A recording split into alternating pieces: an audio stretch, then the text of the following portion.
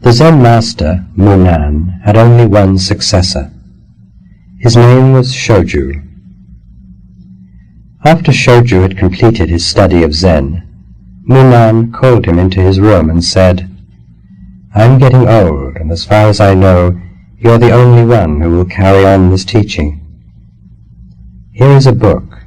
It has been passed down from master to master for 7 generations, and I have also added many points according to my understanding. This book is very precious, and I am giving it to you to represent your successorship." Shoju replied, "Please keep the book. I received your Zen without writing, and I was very happy with it. Thank you." Munan replied, "I know that, but this great work has been carried from master to master for 7 generations, and it will be a symbol of your learning. Here, take the book." The two were talking in front of a fire, and the instant Shoju felt the book in his hand, he thrust it into the flames. Munan, who had never in his life been angry before, shouted, "What are you doing?" And Shoju shouted back, "And what are you saying?"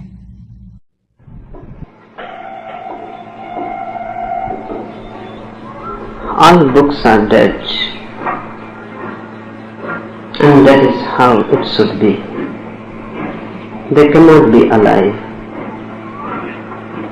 All scriptures are graveyards, and there cannot be nothing else.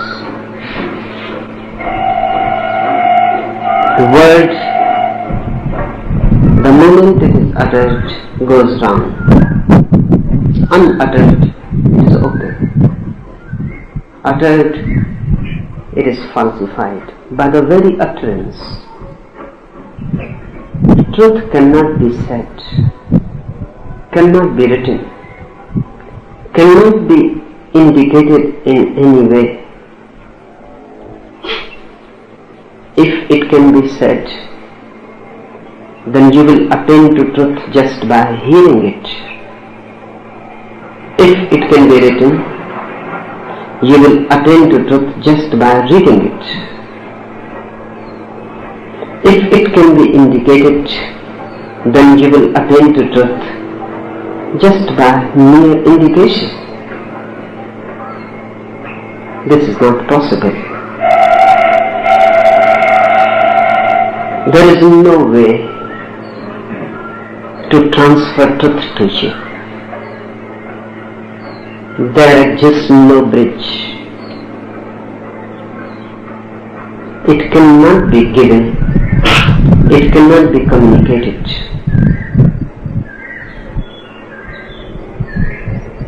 But people become addicted with scriptures, books, words, theories. For the mind, it is easy to understand a theory. It is easy to read a book. It is easy to carry the tradition. Because with anything dead, mind is always the master. With anything alive, mind becomes the slave. So mind is always afraid of life. It is the dead part in you.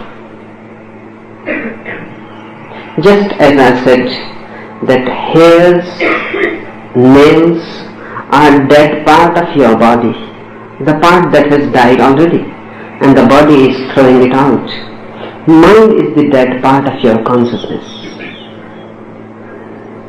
The thing that has already become dead, and the consciousness wants to get rid of it. What is mind? The past, the memory, the accumulated experience. But the moment you have experienced a thing, it is dead. Experiencing is in the present. Experience is in the past. While you are listening to me, just in the moment, just here and now, it is in experiencing. It is a live process. But the moment you say, I have heard, it has become dead. it has become an experience. While listening to me, the mind is not there. You are there. The moment mind comes in, the mind says, I have understood, I have heard, I know. What do you mean? The mind has taken possession. The world can be possessed by the mind. Anything dead can be possessed by the mind. And only dead things can be possessed. If you try to possess a live thing, there are only two ways. One, either you will not be able to possess it, or you will have to kill it first, and then you can possess it. So wherever there is possession, there is murdering, killing.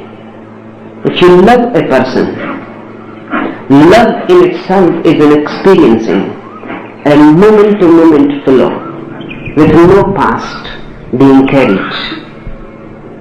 The river remains fresh, but the mind says, possess this woman, possess this man. Because who knows about the future? Possess. She may escape, she may go to somebody else, she may fall in love with someone else.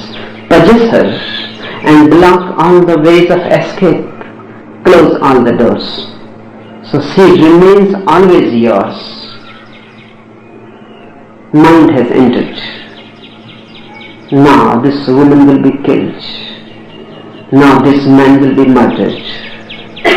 There will be a husband, there will be a wife, but there will not be two live persons. And this is the mischief mind goes on doing everywhere. The moment you say I love, it has become an experience. It is already dead. Loving is something else, it is a process. While in love, you cannot say I love. That will be profane. How can you say I love? Because in love you are not, the possessor is not. So how can you say I love? In love there is no I. Love is there, of course, but you are not. While an experience is alive, experiencing, there is no ego. The process is there. You can say love is there, but you cannot say I love. In that love you have dissolved. You are merged, melted. Love is greater than you. Anything live, alive is greater than you. Dead, the mind can jump, just like a cat jumps on a mouse, catches hold of it. Truth cannot be delivered. There is no way to deliver it. Once delivered, it is dead. It has already become untrue. Lao Tse insisted not to say anything about the truth his whole life. Whenever someone will ask about truth, he will talk many things, but he will not say anything about the truth. He will avoid. In the end, he was forced. Disciples, lovers, forced on him that you should write, because you have known something which is rarely known. You have become something which is unique. There will be no Lao Tse again. So he wrote a small book, Tao Te King. But the first thing he said in it is, Tao cannot be said, truth cannot be uttered, and the moment you utter it, it is already false. And then he said, now I can write at ease. I have declared the basic fact. Uttered, truth becomes false. Written, it has already gone wrong. Now I can write at ease.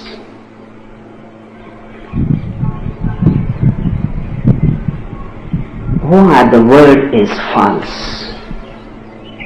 One thing, it always belongs to the past. Another thing, word in itself cannot carry the experience to you. I say, I'm silent. You hear the words. The word silence is heard. But what do you understand? If you have never been silent, if you have never tasted of it, if it has never stirred your heart, if it has never overwhelmed you, overpowered you, how can you understand? And if it has overpowered you, if there has been a gap when you disappeared and silence was there, there will be no need for me to talk about silence. The moment you see me, you will know. The moment you come near me, you will feel. The word will not be needed. The word is needed because you don't know. This is the problem. Because you don't know, the word is needed. So how the word can express that which you don't know, the word cannot say to you. The word will be heard. You may memorize it. You may understand the meaning which is written in the dictionary, but that is not the meaning. What silence means is written in the dictionary and you know already. But when I say I am silent, the silence that I am here is not written in the dictionary, cannot be written there. If you are silent, you will understand, but then there is no need to say. If you are not silent, whatsoever you understand will be wrong. But then there is need to say. I have heard once a villager entered in a big bank. Many people were coming in and going, and much business was on. Suddenly the villager cried, shouted at the top of his voice, and he said, did somebody drop a wad of notes with a rubber band around it? Many people cried, yes, I did, and many people ran towards him. Not one, many. A crowd gathered and everybody was claiming. The villager says, well, I have only found the rubber band.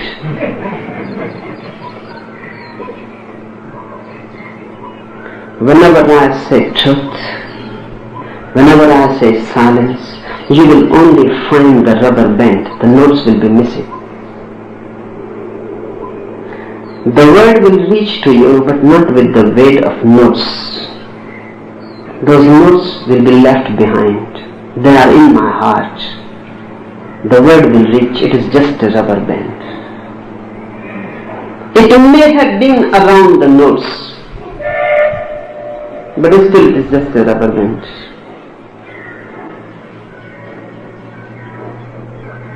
Truth is incommunicable. But then what masters have been doing?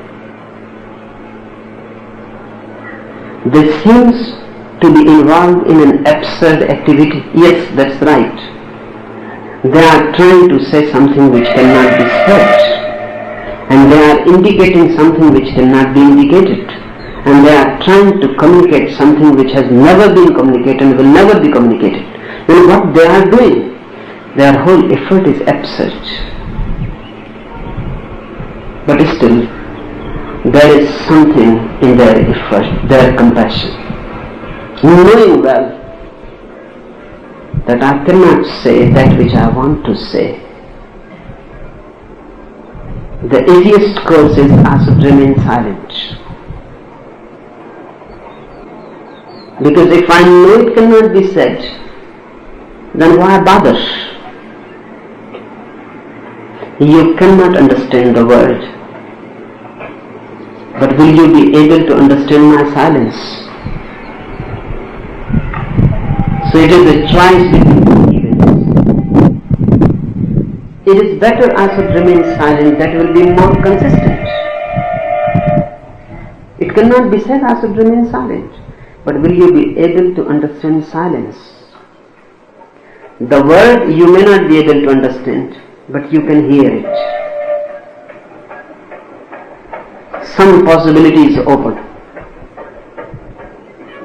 Hearing it continuously, you may become aware of something which has not been said in the word. Listening to me, by and by, you may become aware of me, not of what I am saying. The word will help just as a bait. You may be caught in the net. But if I am silent, you will pass by my side, you will not even become aware that I am there. Even the possibility is lost. So when masters speak, they don't speak to tell the truth that cannot be told. They have a choice, either they can remain silent or they can talk. With silence, you will miss them completely. With word, a possibility opens, not a certainty, because everything depends on you. But a possibility opens. Listening continuously to a Buddha, someday you may become silent. Because just being near a Buddha is being near a pool of silence, an energy, a tremendous energy which has become silent. This is what Indians have been saying, calling satsang, to be near the truth. It is not a question of communication, just to be near the truth. It can become infectious. Just as you reach near a river, the breeze becomes cooler. You may not see the river. The river may be still far away, but the breeze carries the message. You feel a coolness coming. When you reach near a Buddha, the words are carrying only just a coolness, that Buddha is somewhere near. You may start groping for him. You may be lost in his words, then you are lost in the forest and the river is missed. But if you are alert, intelligent, then by and by you will feel from where this wind is blowing, from where these words are coming. And these words carry a silence around them. It may be just a rubber band, but that rubber band has been in deep contact with the notes. It carries something. Something of the source, from where this breeze is coming. If you can follow intelligently, sooner or later you will reach to the source. The words of a Buddha may not be able to communicate the truth, but they can communicate the music that exists in one who is enlightened. They carry the melody, something of the source, a tiny part of it, a very tiny part of it, but something of the source. It should be so, because when a word comes out of Buddha, it carries something of the Buddha. It has to be so. It has been vibrating in his being. The word has been in touch with Buddha's heartbeat. The word has passed through Buddha's silence. It has been in the womb of Buddha. It carries the scent, the fragrance, a very far off cry, but still, you may be lost in the words, then you miss Buddha. But if you are aware that the word cannot carry the truth, then you will always put aside the word and follow the perfume. Put aside the word and follow the music. Put aside the word and follow the presence. If I suddenly say, hey, you look at me. The word is meaningless, but the look. Suddenly you become aware of me. that awareness has to be followed. Then, words may not tell the truth, but they can become a help, a step towards the truth. This story is beautiful. A master is on his dying bed. Soon he has to leave this earth and this vehicle, this body. And he would like to have a successor, one who can carry the flame that he has kindled, one who will be able to continue the work that he has started.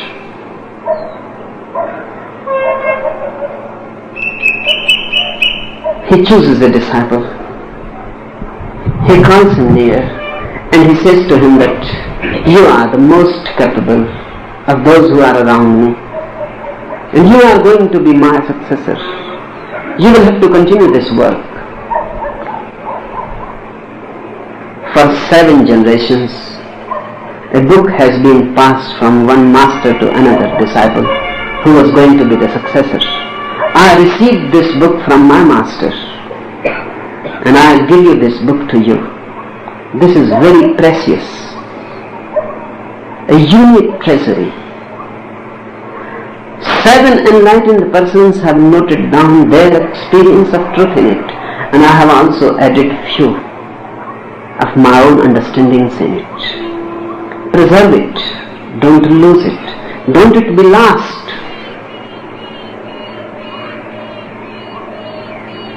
The disciple said, but I have achieved the experience without any book,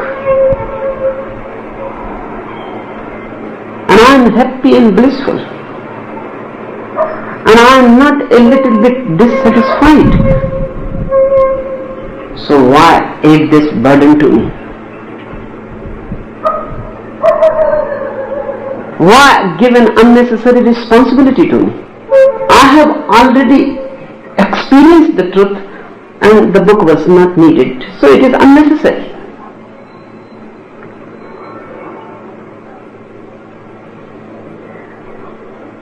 The master still insisted, and he said that much valuable is written in it. It is no ordinary book. It is the book, the Bible. The Bible means the book.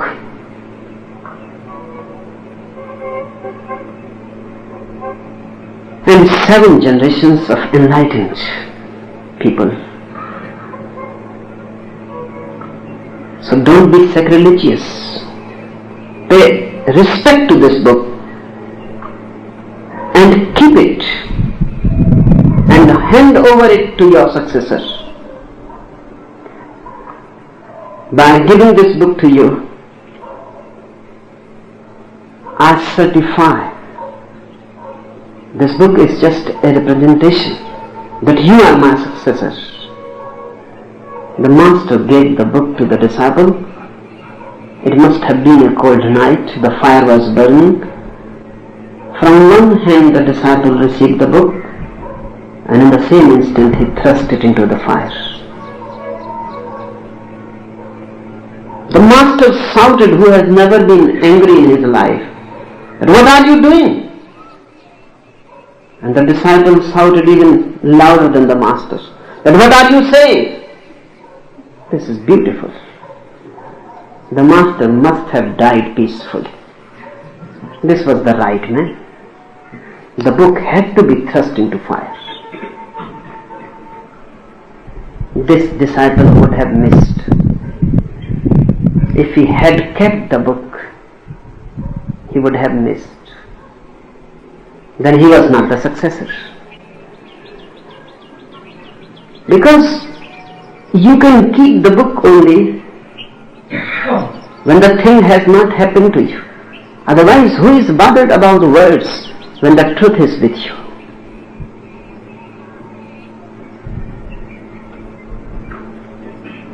is bothered about a book? When the real thing has happened within. When the experience is there, then who is bothered about explanations? Explanations are precious because the experience is lacking. Theories are significant because there is no knowledge. When you know, you can throw theories. They are rubber bands. When the notes are with you, you can throw the rubber band. Preserving a rubber band shows the foolishness. This book was not precious. No book is precious. And the master was playing a game. And the same must have been the game his master would have played with. Nobody knows what was written in the book, but I tell you, nothing was written in it. It was empty. Had the disciple preserved it, and the master died, and then he would have opened it, and then he would have cried. Nothing was written in it. It was just a game, an old game. Every master has been trying to test the experience of the disciple, whether he has known. If he has known, he will not be addicted to the book. Why? There is no point in it. That's why he said, what are you saying? To preserve the book. When I have achieved without the book, when I have already achieved, what are you saying? The master provoked a situation, and in that situation the disciple proved his matter. He proved that he knows. Even a slight inclination to preserve and he would have missed. He was not the successor. He even didn't look in the book what is there. He was not even curious, because only ignorance is curious. If you know, you know. What is the curiosity? What would have happened to you? The first thing the mind will say, at least look in it, what is there? But that gesture would have been enough to prove that this man has not achieved. Curiosity means ignorance. Wisdom is not curious. Curiosity asks questions. Wisdom has no questions to ask. What you would have done? The first thing that comes to the mind, at least see what is there. If the master insists it is precious, has to be preserved, handed over from one generation to another, and 7 enlightened persons have written it, and my own master has aided his own understanding in it. At least have a look before you throw it in the fire. But I tell you, if he had looked, he would have been thrown out of the house with the book. Get out and never come back again. He acted out of a deep understanding. How the master who knows can insist that the book can be precious? There must be some gain. The master has never been angry. Never in his life. And suddenly he was angry and said, what are you doing? He created the whole situation.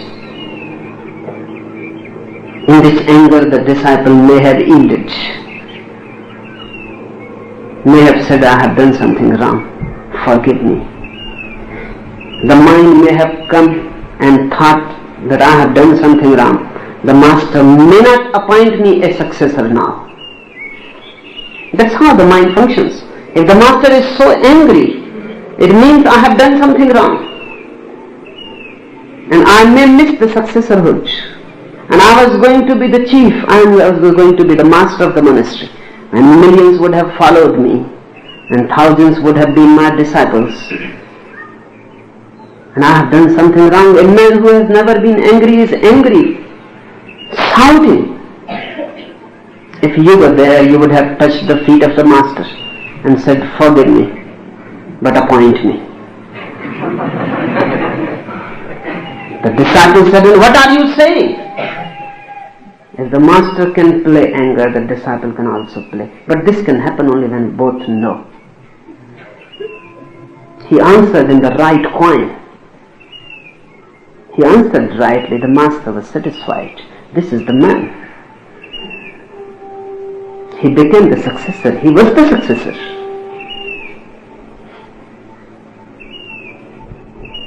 But this has been done by every religion. They have been preserving books and doing nothing else.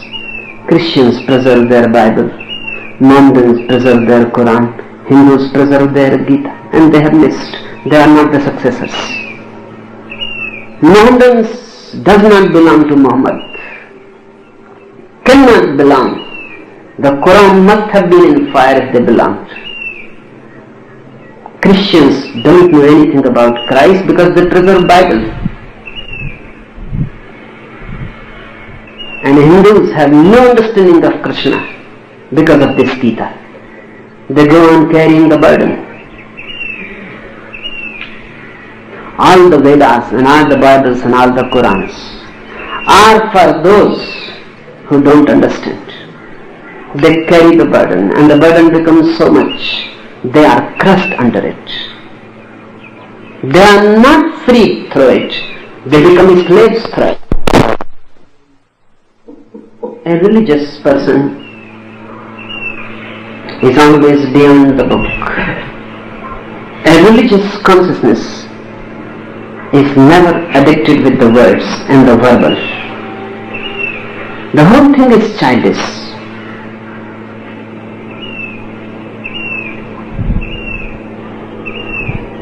A religious man is in search of authentic experience, not borrowed words, not experiences of others. Because unless I know Buddhas may have existed, they are useless. Unless I know, there is no truth. Because truth can only be my experience, only then it is there. The whole world may say that there is light and there is a rainbow in the sky and the sun is rising. But if my eyes are closed, what does it mean to me? The rainbow, the colors, the sunrise, the whole thing is non-existential to me. My eyes are closed. I am blind. And if I listen to them too much,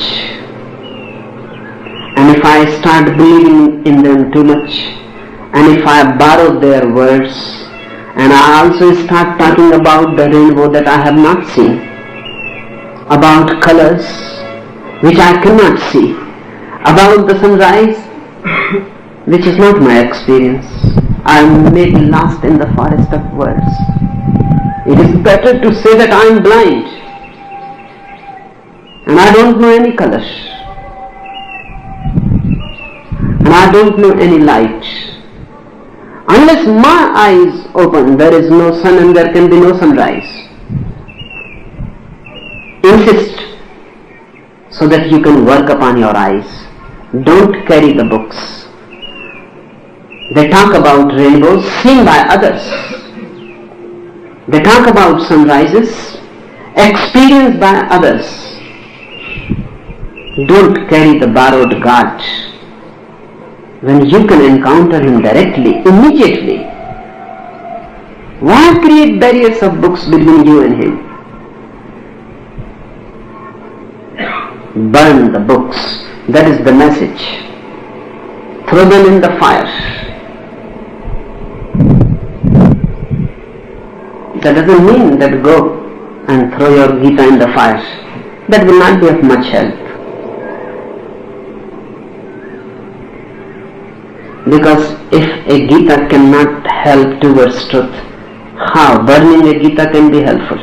No, that is not the point.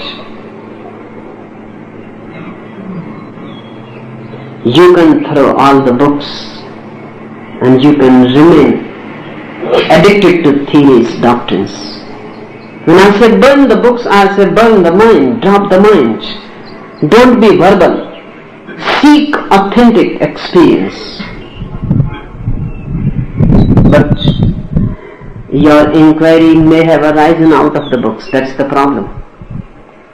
Your questions may have arisen out of books. If your questioning is itself bookish, your whole inquiry has started in a wrong direction. People come to me and they ask, what is God? And I ask them whether this question has come out of your own life or you have read some book which talks about God and you have become curious. If your curiosity is arisen out of learning, it is useless. It is not your question. And if the question is not yours, no answer can be of any help.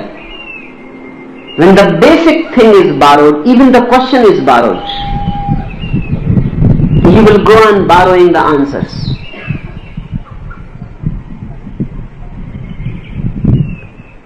Seek your authentic question. What is your question? I have heard about a philosopher who entered in a London car showroom. He looked around. Then he became fascinated with a beautiful car, a streamlined sports car. The salesman became alert. He was looking so much interested. The salesman came near and he asked, "Are you interested in this car?" The man said, "Yes, I am interested." "Is it fast?" The salesman says, "Fast? You could not find more faster a car than this. You enter in it right now, and by tomorrow morning at 3 o'clock you will be in Aberdeen. Are you really interested to buy it?" The philosopher said, "I will think about it." Next day he came and said, "No, I don't want to purchase that car. The whole night I couldn't sleep. I remained awake, thinking and thinking and thinking. And I could not find a reason why I should like to be in Aberdeen at 3 o'clock in the morning."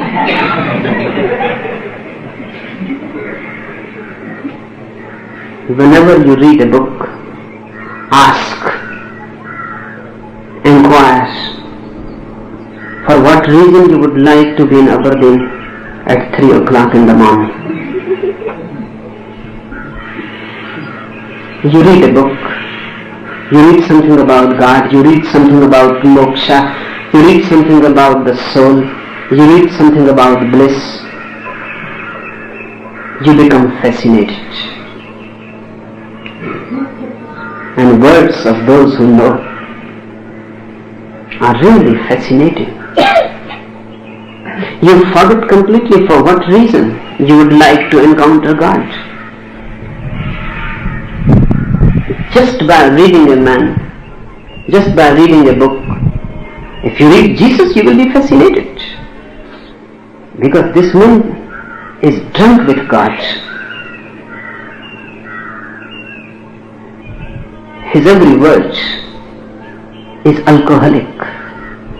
If you hear him, you will feel drunk.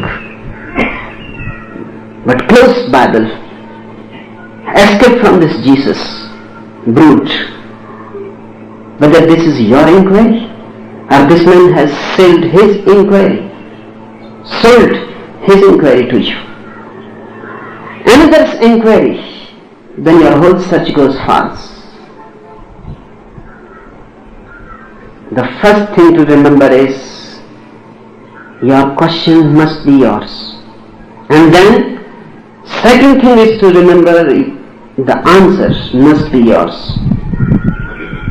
Books supply both. That's why I say burn the books and be authentic. Come out of the jungle of words and feel what you want, what's your desire, and follow it. Wheresoever it leads, sooner or later, you will come to the divine. It may take a little longer time, but then the search will be real. And this disciple says to the master, I could achieve without the book, so why? Why you are forcing this book on me? He did well. He threw it in the fire. If all the religious books are burnt, the world will be more religious. There are so many books and ready-made answers that everybody knows the question, the answer. It has become a game. It is not your life. The world should be freed of books,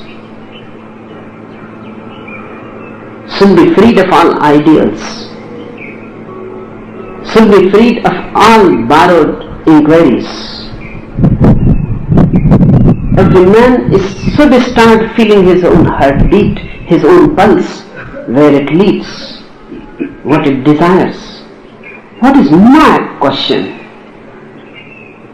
If you can find your question, the answer is waiting just nearby. It may be that finding the question, you have already found the answer. Because the answer lies in authenticity. If the question is authentic, 50% problem is already solved. You have become authentic in questioning. Just a little more effort, going a little deeper. And the question always hides the answer behind it. Question is just one aspect of the coin, the other aspect is the answer. Just behind questioning, the answer is lying, waiting for you. But if you have not come to your question, how can you come to your answer? And only the answer that is yours will free you, will make you free. Jesus says, truth liberates. Yes, truth liberates, but never borrowed. Jesus' truth will not liberate you. But Christians have been believing that Jesus' truth should liberate them. Not only that, they think that just by Jesus' crucifixion, humanity is already liberated. This is being blind, absolutely blind. Nothing is liberated. Nobody is liberated. Salvation has not happened. Jesus is crucified, that's okay. But through Jesus' crucifixion, Jesus is liberated, not you. The whole thing seems to be a trick. Jesus died on the cross and humanity, particularly Christianity, is liberated. One who is a Christian is already liberated. This is how mind thinks. Goes on throwing responsibility on somebody else. If you are a sinner, you are a sinner because Adam sinned and was thrown out of the heaven. And now you are liberated because Jesus has entered again in the kingdom of God. So Adam and Jesus are the authentic persons, you are just shadows. Adam sins, you have become a sinner. So who you are? You are a shadow. Adam is thrown out of heaven and you are thrown. This can happen only to a shadow, not to a real person. If I am thrown out of this house, only my shadow will be thrown with me, nothing else. And if I enter in the kingdom of God, only my shadow will enter with me. You cannot enter. Jesus solved everything. He entered in the kingdom of God and whole humanity entered with him. Nobody has entered. Nobody can enter in such an easy way. You have to pay the cost. You have to carry your own cross. You have to be crucified through suffering. Your suffering, remember, not Jesus' suffering or anybody else, will open the doors. Otherwise they are closed. And you cannot enter just following Jesus. Nobody can enter that way. The door opens for the individual because individual is the authentic reality. This disciple said, I have already entered, Master. So why you are giving this map to me? A map is needed for one who is lost. But I have reached the goal. So why this map? And the Master says the map is very precious. All the paths are indicated on it.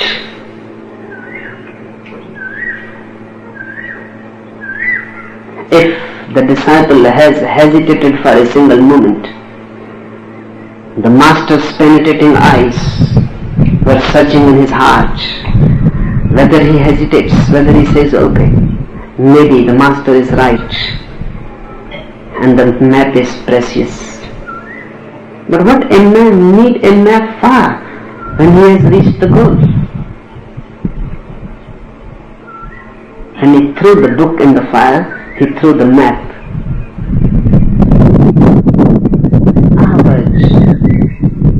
One man driving his car on a lonely road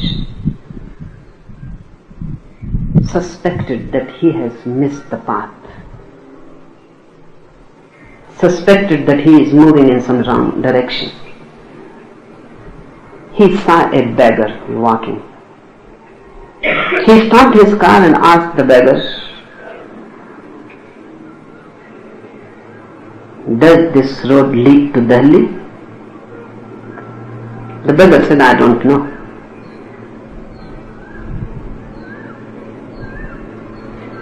So the man asked, does this road lead to Agra? The beggar said, I don't know. The driver was already irritated, he became more irritated. So he said to the beggar in anger, so you don't know much? The beggar laughed and said, but I am not lost. So the question is not of knowledge, it is a question whether you are lost or not. The beggar said, but I am not lost, whether I know or not, that's not the point. When you are lost, a map is needed, knowledge is needed, book is needed. When you are not lost, what is the point of carrying a book, a map? And an enlightened person is at the goal everywhere. Wherever he is the goal. Once you become aware, you are the goal. You cannot be lost then.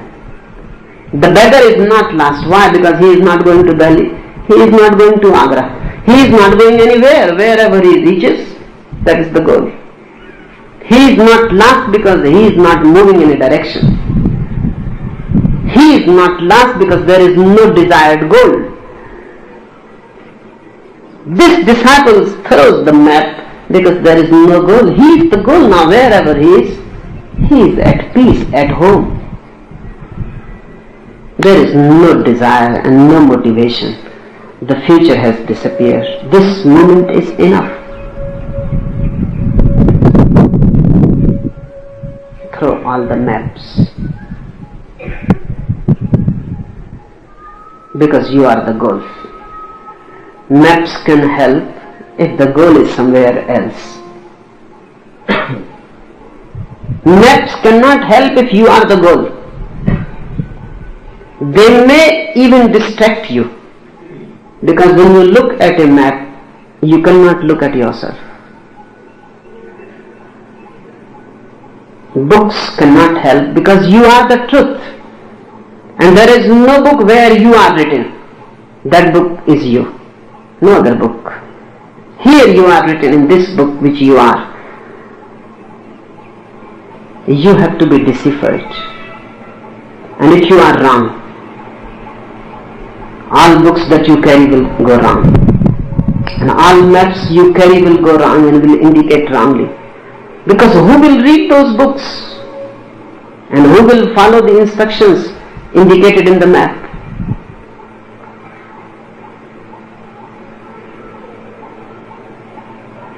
I have heard one man is driving and his wife is looking at the map. Suddenly the wife cried in panic and said, "We are lost because this map is upside down." Map is upside down. We are lost. The map can be put right side up. No map is upside down by itself. But this wife must have been upside down.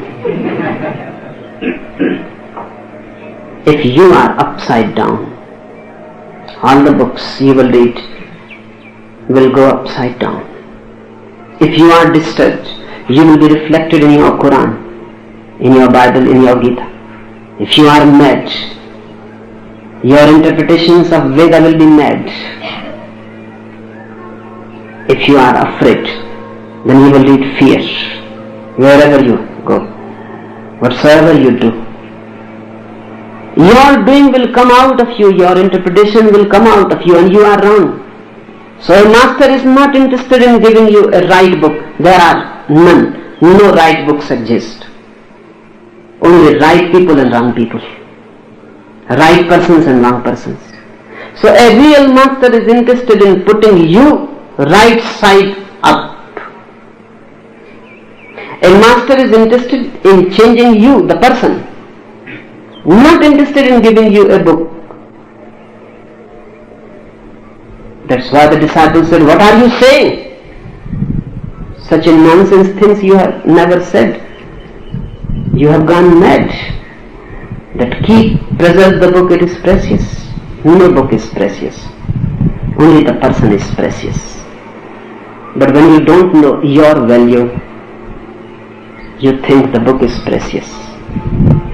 When you don't know the precious value of your being, then every type of theory becomes valuable.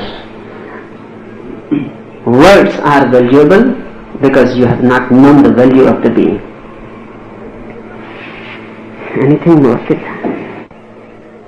There will be a precious value to this book when it comes out, because it can tell people that there is a Buddha available now, and that he has methods suitable to the time and to us.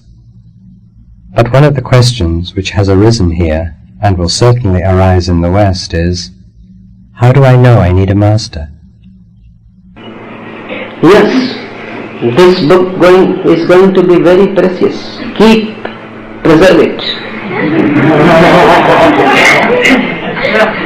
7 generations of masters have given it to me and I give it to you.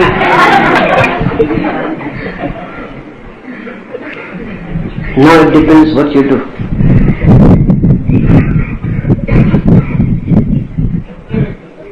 I have added my understandings to it.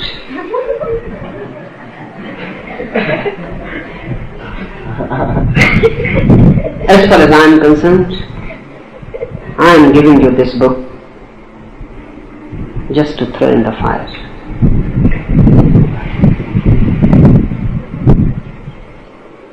The day you can throw it in the fire will be the day you have understood it. If you go on preserving it, you missed. But the book is needed, because then if it is not there, what you will throw in the fire?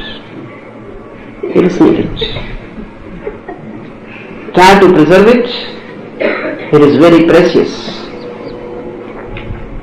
But when you will understand, you will throw it in the fire. So I am not saying only give Quran to the fire, give my books also to the fire. Because they can be more dangerous than Quran and Gita and Bible. Because they have become out of date in a sense. You are very, very far away from Muhammad. Even more far away from Krishna. their voice has become a very, very distant, dim thing.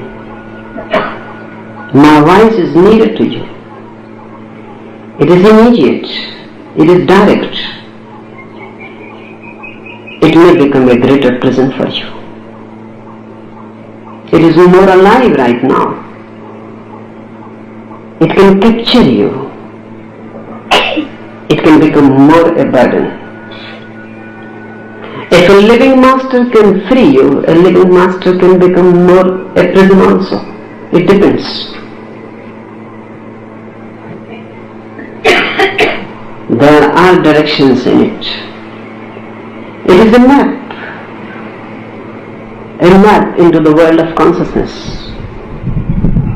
a map how to get roots into the earth, a map how to get wings into the sky. But these trees don't need it. If I tell them how to get roots into the earth, they will say, don't disturb. We have already got roots into the earth. If I say to them how to get wings in the sky, they will say, don't disturb the silence. We are already stimming in the sky, stirring in the sky. And if I tell them preserve this book, they will laugh. And if they can find a fire, they will throw the book in the fire. So, what I am saying? I am saying to you,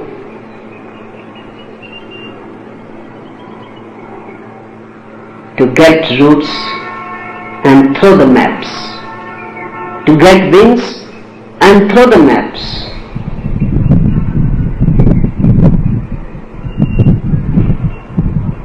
Don't be fixed with what I say.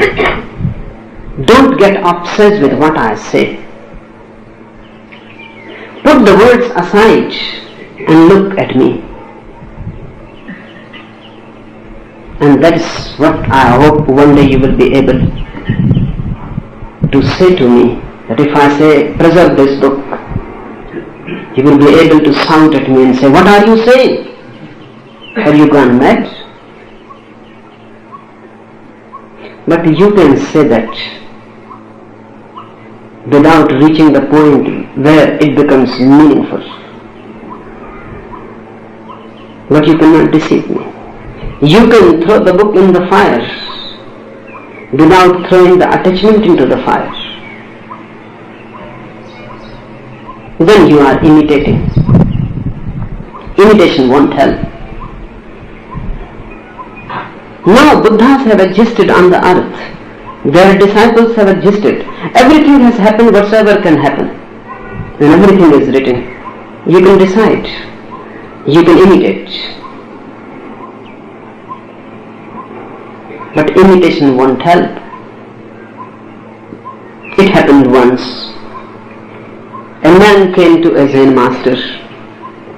He has read all the scriptures, memorized them, and he has become a great philosopher because he was very efficient in using words, logic. And this Zen master was just a villager. Just like that beggar who said, I am not lost, but with no maps, with no books. He has never read the Lotus Sutra, one of the greatest Buddhist scriptures, worth preserving, always keeping near. Just like as there are bedside books, Lotus Sutra is a heart-side book. It is concerned with the heart. Lotus is the symbol for the heart. Fully bloom, in full bloom, the heart. So Buddhists think there is nothing comparable to Lotus Sutra. This man has memorized the whole Lotus Sutra. He could repeat it from anywhere. You ask any question and immediately he will answer. He was like a computer. Very efficient. So he asked the Zen master, have you read Lotus Sutra? The Zen master said, Lotus Sutra, never heard of it.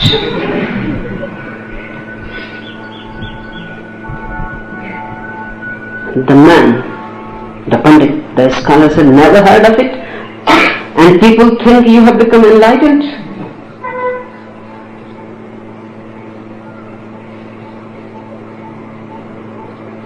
The same master said, people must be wrong. I am an ignorant man. How I can be enlightened? The scholar was at ease now. So he said, now I will repeat the Lotus Sutra. Can you read? The man said, I can't read. So he said, okay. Then listen to me. And I will explain anything you want to ask. He had come to seek a master. He became a master. The ego never wants to be a disciple. It is always in search of being a master. All the Buddhas must have laughed at the situation. The master became the disciple and the disciple became the master, and he said, listen. The master started listening. He said, okay. He repeated the Lotus Sutra. In the Lotus Sutra it is said, everything is emptiness. This world is empty. Hell is empty. Heaven is empty. God is empty. Everything is emptiness. Emptiness is the nature of all things. Nothingness. So be attuned to nothingness and you will achieve. Suddenly the master jumped and hit this Pandit on the head. The Pandit became mad. He started shouting and said, not only that you are not enlightened, not only that you are ignorant, you seem to be neurotic. What you are doing? The master sat again and he said, if everything is nothingness, from where this anger comes? The world is emptiness. Heaven is emptiness. Hell is emptiness. The nature of things is nothingness. From where this anger comes? The Pandit was puzzled. He said, it is not written in the Lotus Sutra. You ask foolish questions. It is not written in the Lotus Sutra. The whole Lotus Sutra I have memorized. And this is no way of asking a question. Hitting me. This is no way of asking a question, but this is the only way. Theories are of not much help. You can say everything is nothingness and just a little hit, and anger arises out of nothingness. A woman passes and sex arises out of nothingness. We look a beautiful house and to desire to possess arises out of nothingness. When Buddha said everything is nothingness, he was saying that if you can understand this, nothing will arise. Because how anything can arise out of nothingness? So nothingness is a meditation, not a theory. It is falling into the abyss. Then anger cannot arise, sex cannot arise. How they can arise? There are two types of persons. One, who are in search of theories. Please don't be that type. That is the most stupid type, in search of theories. The other type is the wise type, in search of experience, not of theories.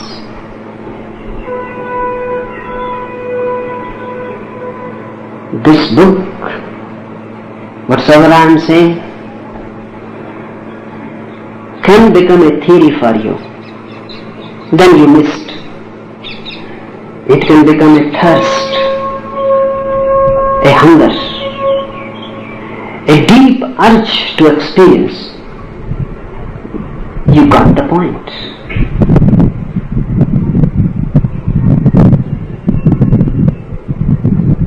But don't be addicted with the words.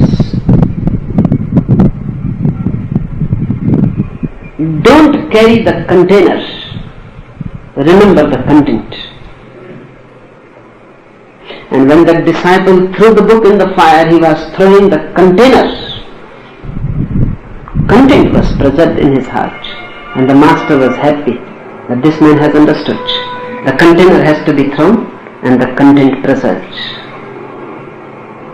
Whatsoever I say, throw it in the fire, but whatsoever happens to you in my presence, that is the content.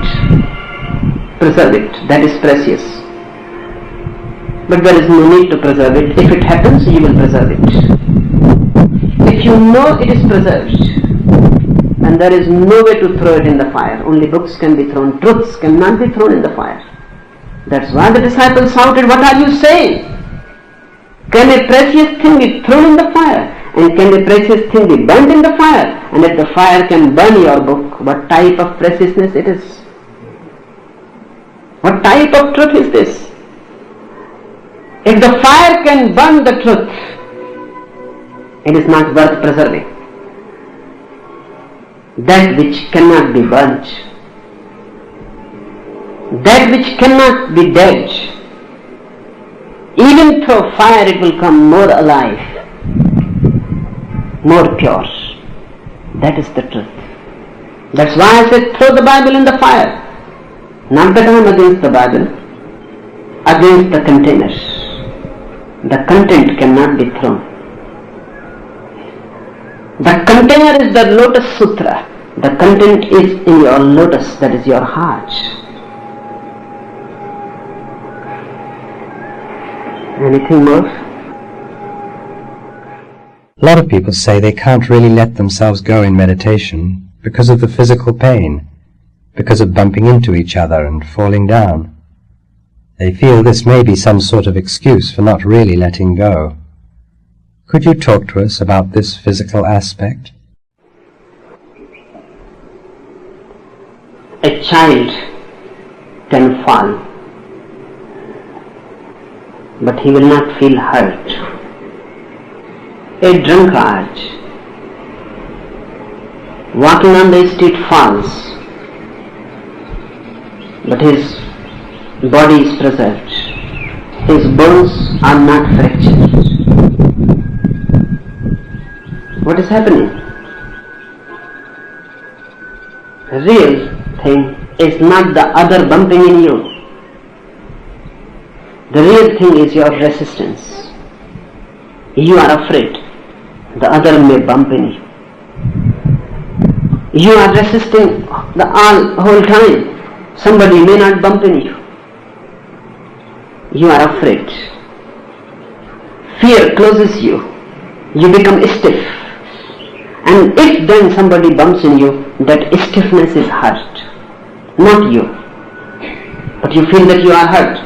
And then your mind says you were right to be afraid from the very beginning. And it was good to be alert that nobody bumps in you. So mind is a vicious circle.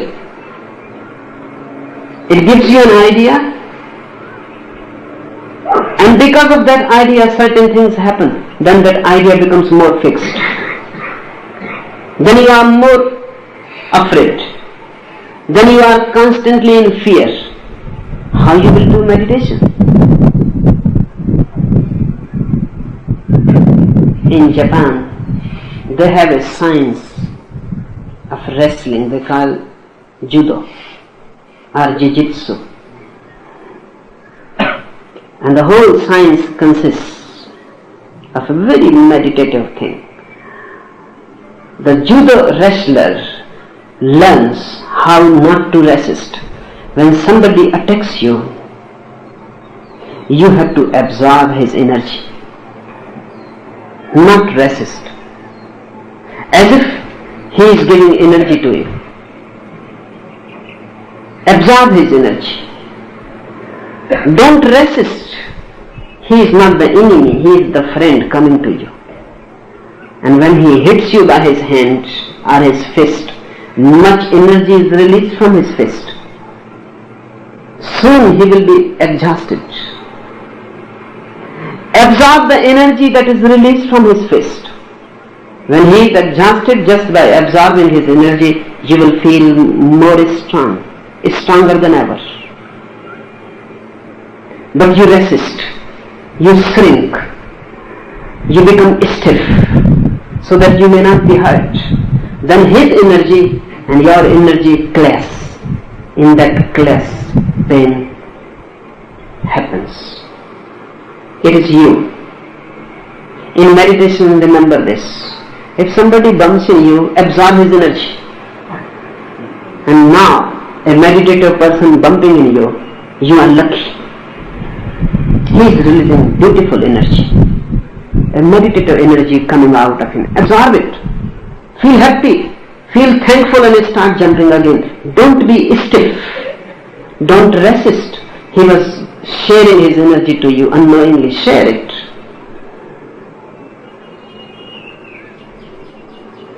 Soon you will come to know a different quality. That is non-resistance. The whole body and mind behaves in a different way then. You know a secret. You fall on the ground suddenly. Fall. As if the ground, the earth is your mother. Make it a rest, not a class. Fall down, but don't be stiff. If you are stiff, you may get a fracture. The fracture will come because you were stiff and there was a fight between you and the earth. Earth is of course greater than you. You will be a loser. Fall down just like a drunkard. You see them falling every day on the street. By the morning they are back, completely okay. Every night they fall down.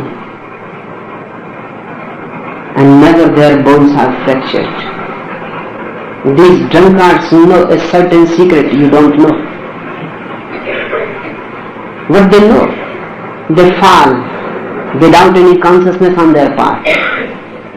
Without any ego there. They fall. There is nobody to fight with the earth. The earth absorbs them. They absorb the earth. Be a drunkard. Fall without the ego. Enjoy the fall. Feel friendly and intimate with the earth. Soon you will be back on your feet with more energy than ever. And once you know the knack, there will be no disturbance. You are hurt because you are in a fight, continuous fight. You are hurt because you are always resisting. Consciously, unconsciously, you are always ready to resist. And when so many persons are doing meditation, you become afraid. Somebody may hit you. But if this fear is there, how you will meditate? Rather than being in fear, be in love. So many persons meditating, so much divine energy is released. This is a celebration. Why be in fear? Be in love. Enjoy this group consciousness. So many persons dancing, become part. Lose your ego. Be one with this collective force and energy.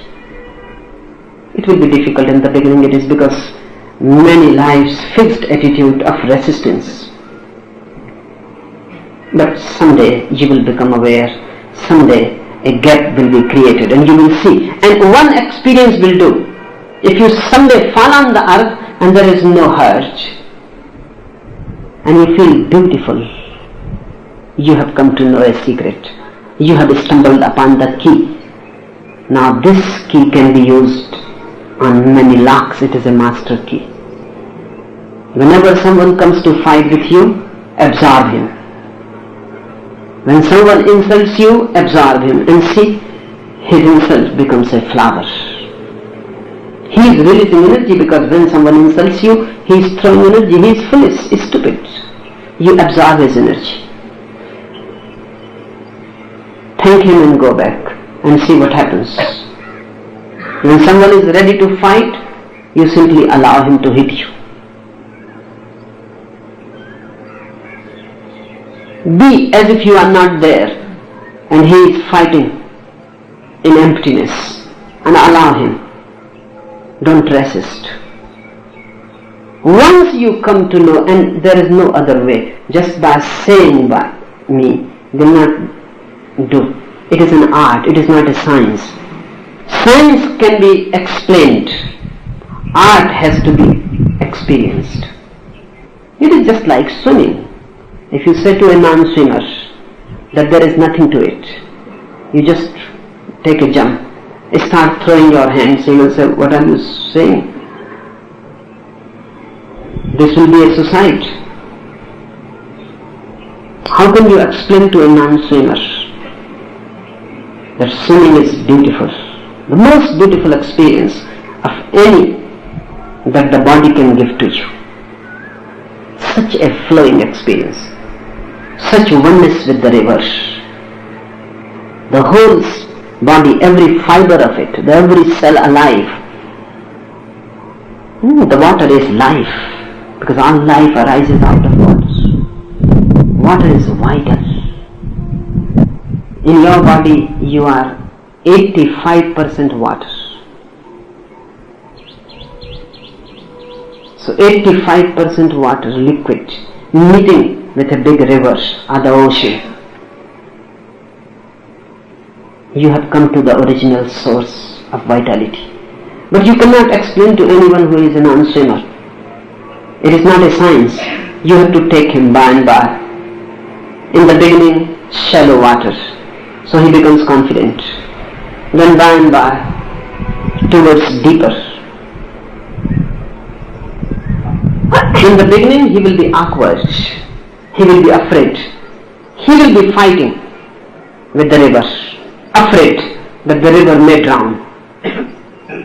He will feel the river antagonistic in the beginning. Soon he will realize that the river is not antagonistic. The river also enjoys you there swimming. The river feels happy. One of his part has come back. It is a celebrating moment for the river. A river where no one swims is sad, where many people dance and swim in the river and enjoy. The river is happy. Soon you will feel the river helps you. You are unnecessary fighting. By and by, you will drop your movements, activity. And when a swimmer becomes perfect, he simply floats on the river. No activity is needed. The river does everything. He simply floats on the river. In old yoga traditions, there is a particular meditation just to float on the river and feel one with it. But don't make any movement. Don't move the body. Let the river do the work. And if the river is doing the work, you are simply floating, non-doing. You will have a feeling of the whole existence. This is how existence is floating. You are unnecessary fighting. In meditation, you are entering a river of consciousness. So many people around you. Create a tremendous force, a stream. Enter into it like a swimmer, not fighting, floating. And see what happens. And it is an art. I cannot tell you. I can just indicate. You have to experience. And you have to wait until the experience happens to you. A single moment of experience that nobody is against you. Nobody is going to harm you. This whole existence is homely. Then there will be no hurt. And I say, even if your bone is broken, there will be no pain. There will be no hurt. You fall down and you die. Even then, there will be no pain. If you are just falling back to the Mother Earth, there will be no pain. You are simply absorbed. And who knows? In meditation, just somebody is bumping in you may become your first glimpse of enlightenment. Because it is a shock. A sudden awareness comes to you. Who knows, just falling on the ground and breaking a bone may become your first satori, your first enlightenment. Nobody knows. Life is mysterious. And enlightenment has happened in such different ways. Nobody knows.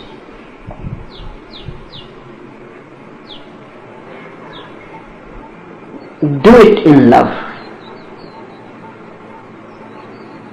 Feel at home and allow things Somebody bumps in you, let him bump and let him pass through you. Don't be a wall.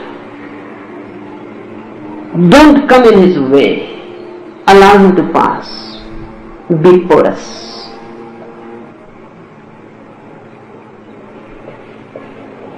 Enough for today.